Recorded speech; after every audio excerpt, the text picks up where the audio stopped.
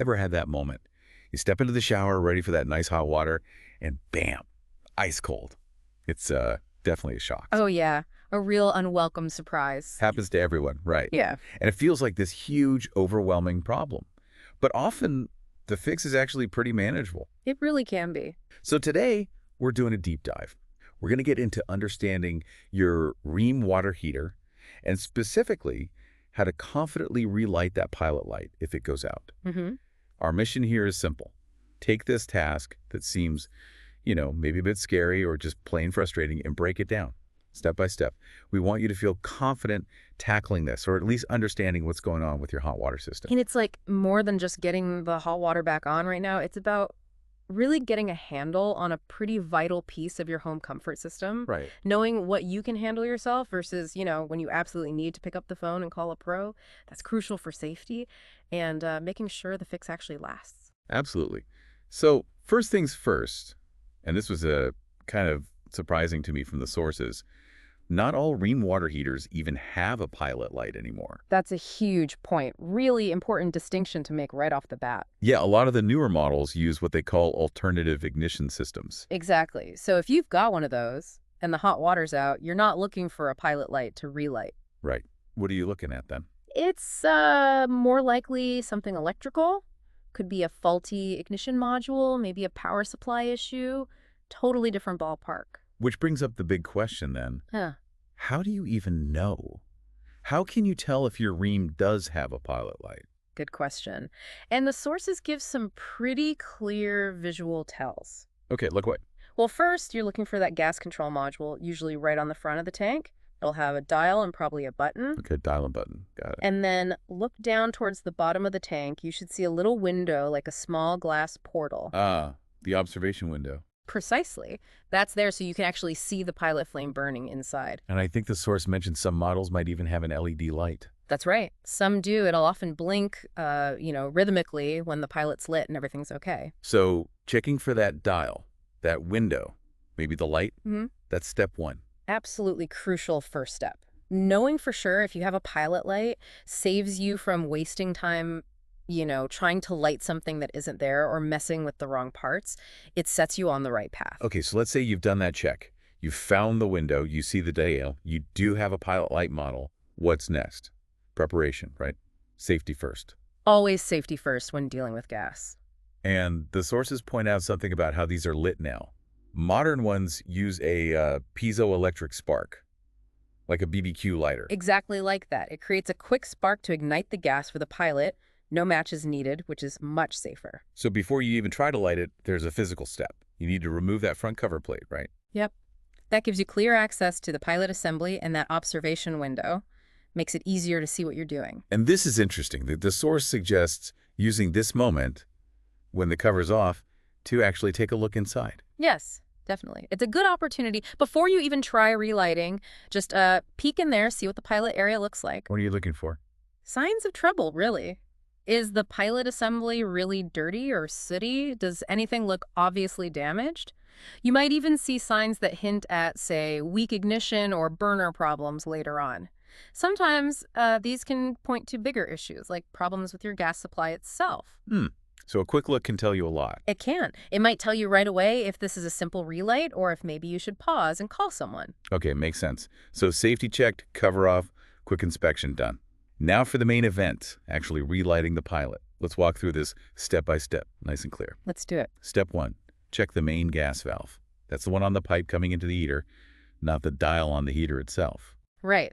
Make sure that valve handle is aligned with the pipe. That means it's open, gas is flowing to the heater. Okay, gas supply is on.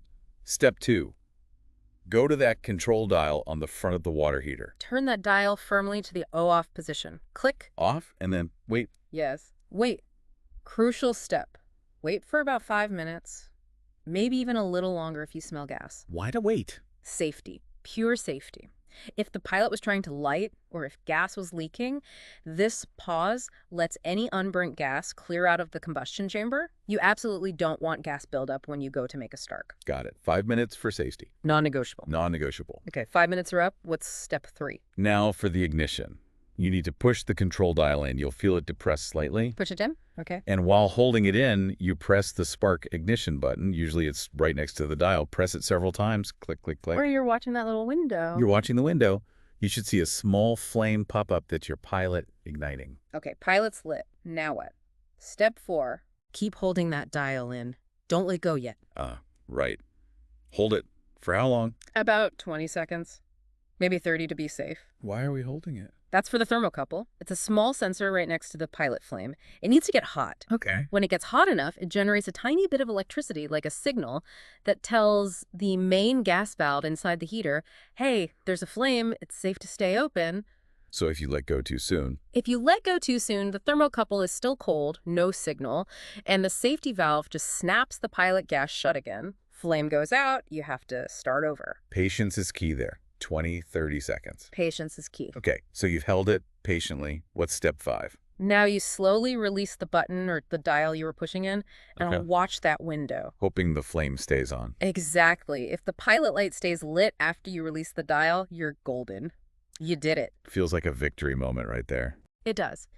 Then the very last thing is to turn that main control dial from pilot or wherever you had it for lighting up to the on-end position, or select your desired water temperature setting on the dial itself. Depends on the model. And then you should hear the main burner kick in. Pretty soon after, yeah. You'll hear that whoosh as the main burner ignites off the pilot flame and your water heater starts making hot water again. Okay, that seems pretty straightforward when you break it down. But Yeah. what if it doesn't work? What if you follow all those steps, you hold the button, you release it, and poof, the pilot just goes out again? Or maybe it won't light at all. Yeah, that's definitely frustrating. And that's where we get into troubleshooting. The source highlights a couple of really common culprits here. Okay, what's the most likely one? Very often it's that part we just talked about, the thermocouple. They just wear out over time. The sensor. Exactly. If it's worn out or faulty, it won't send that keep the gas on signal even if the pilot is lighting briefly, so the gas valve shuts off. Can you replace that yourself? Well, the source says it can be done, but it also flags it as potentially tricky. How so? Especially, it notes, if your water heater has what's called a sealed combustion chamber. Lots of modern high-efficiency models do. Sealed chamber, meaning you can't easily get inside. Pretty much. They're designed for safety and efficiency, keep everything contained, but it means you often need special tools and, frankly, know how to get in there, replace the thermocouple correctly, and then seal it all back up properly. Get it wrong, and you could compromise safety. So for a faulty thermocouple, especially with a sealed chamber. The strong recommendation is to call a professional. It's just safer and ensures the job's done right. Okay, good to know. Yeah. What's another common issue the source mentioned? Something about the flame itself. Yes. Sometimes the pilot does light and it even stays lit, but it looks wrong. Instead of a nice steady blue flame, maybe about 1 inch high. You see like a weak, maybe flickering orange or yellow flame. Exactly that. Weak, lazy, orange flame. That usually means there's a blockage. Blockage, like dirt. Yeah. Typically dirt, dust, or even soot buildup inside the pilot tube or orifice. It's restricting the proper gas flow or air mixture. And the fix for that? Cleaning it out. Cleaning it out is the fix. But again, we run into that sealed chamber issue. If you can't easily access the pilot assembly. Right. Trying to clean it yourself might be difficult or even impossible without potentially damaging something or, again, compromising the seal. So for that weak orange flame, especially on sealed units, Let's call it pro again. yep, professional cleaning is the way to go. It ensures everything is clear, the flame is correct, and the heater operates safely and efficiently.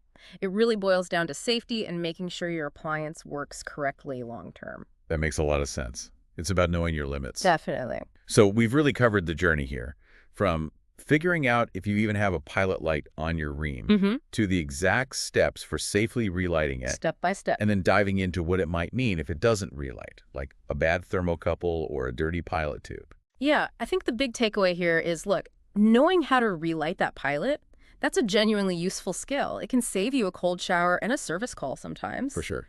But just as important, maybe more important, is recognizing the signs that tell you, okay, this isn't just a simple relight. This needs an expert. Right. Knowing when to DIY and when to call for backup. Exactly. Because understanding how things work is great, but applying that knowledge wisely. That includes knowing when the hardest move is to get professional help for safety and, just getting it fixed properly. So wrapping this up, what does this all really mean for you listening right now?